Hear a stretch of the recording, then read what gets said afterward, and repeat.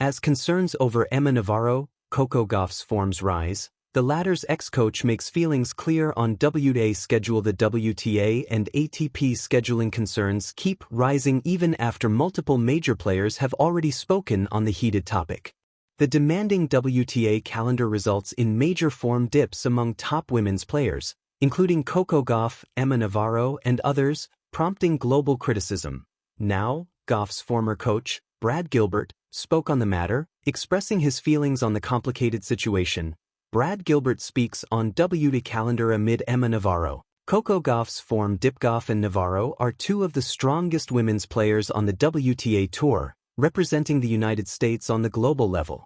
Both stars have achieved immense success, including 2 Grand Slams by Gauff and 2 WTA titles by Navarro. However, one thing that has been missing from both players' performances is consistency. There is a major surge during particular tournaments, and then both players struggle significantly for the rest of the tour. This caught Gilbert's attention, who took to X to point it out. After Gauff's exit from the WTA 1000 Qatar Open, he wrote, "Wow, lucky loser. Cacciaretto takes out Gauff for the first time in Doha in straight sets. She hadn't won a set in their 3 previous matches. 3rd year in a row Coco has lost first road there." A fan replied to this post, expressing concerns about Gauff and Navarro's performances, suggesting they take a break and pointing the finger at the WTA calendar, which is stressing players beyond their limits. Gilbert replied to these assessments, writing, "There's no doubt the seasons are too long. A WTA Tour is 3 to 4 weeks shorter than the men's tour. Honestly not sure. Thinking face how you fix this." What's interesting in the coach's words is that he pointed to the better condition of the WTA Tour compared to the ATP. He noted that the women have to play 3 to 4 weeks less than the men. Still, the situation is alarming, leaving him wondering how it can be fixed, with no suggestions. Both calendars are comparable in length, with the WTA Tour often concluding in early November, while the ATP calendar runs until mid to late November. This provides a month-long break for both players before the United Cup begins early January, leading into the Australian Open. Additionally, there are multiple compulsory tournaments for both players, making it much more difficult to manage time and rest between matches. What made the situation even worse was the expansion of the WTA 1000/Master 1000 events from 1 week to 12 days, decreasing the rest period in between.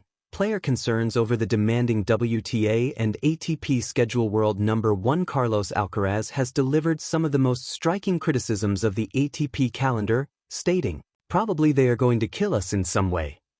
The Spaniard emphasized multiple times that the schedule is so tight and expressed concern about the player injuries.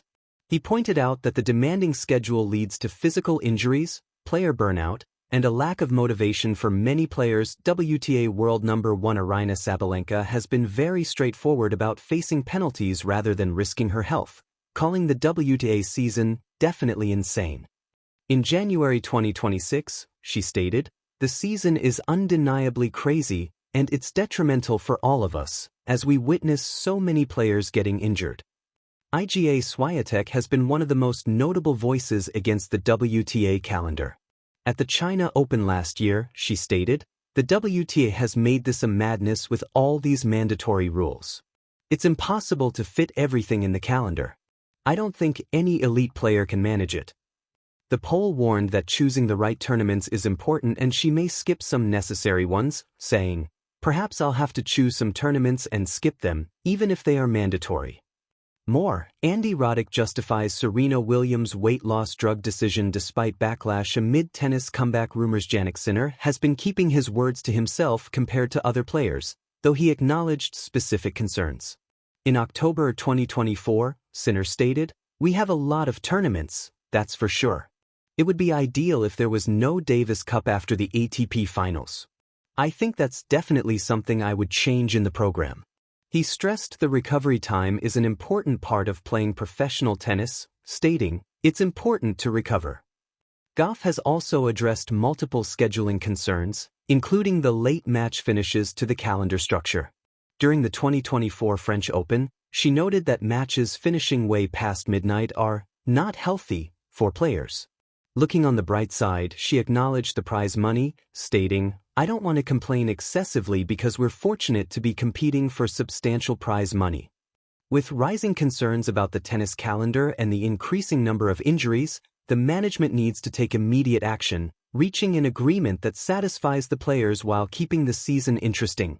Tennis unraveling the threads. Navarro, Gauff, and the WTA conundrum in the swirling tapestry of professional tennis, where athletic brilliance meets physical vulnerability. Two American stars have recently emerged as focal points of both admiration and concern: Emma Navarro and Coco Gauff.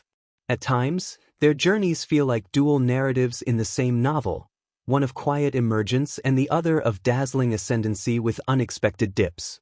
Their stories have collided on courts across the world, but now a broader conversation has emerged, shaped not just by performances and wins, but by the very schedule that governs their sport. This isn't just the story of two players. It's about the pressures of modern sport, the weight of expectation, and the relentless grind that is the WTA Tour. All the while, voices from within the game, including that of one of Gauff's former coaches, are urging deeper reflection on how the demands of tennis shape its stars. Brain the rise of Emma Navarro. Consistency meets opportunity to many fans. Emma Navarro's ascent has felt like the rise of a thoughtful, determined athlete breaking through not with thunderous shots or dazzling popularity, but with patience, self-belief, and incremental growth. Navarro's path wasn't guaranteed. She spoke openly early in her career about learning to believe she could compete with the best, turning what might have been doubt into fuel for improvement.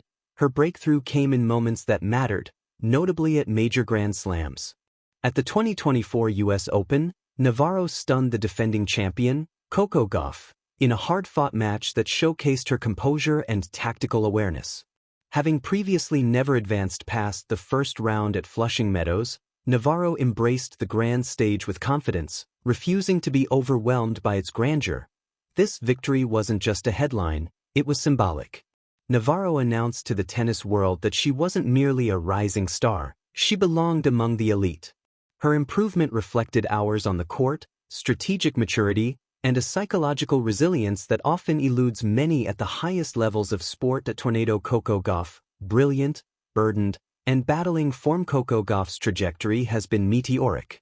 A dominant force on the WTA Tour, she quickly ascended to the highest echelons of the game, claiming major titles and redefining what early success looks like in contemporary tennis. Yet, in recent months, something has troubled even her. Gauff's form, once a near constant in elite tournaments, has shown unsettling inconsistency.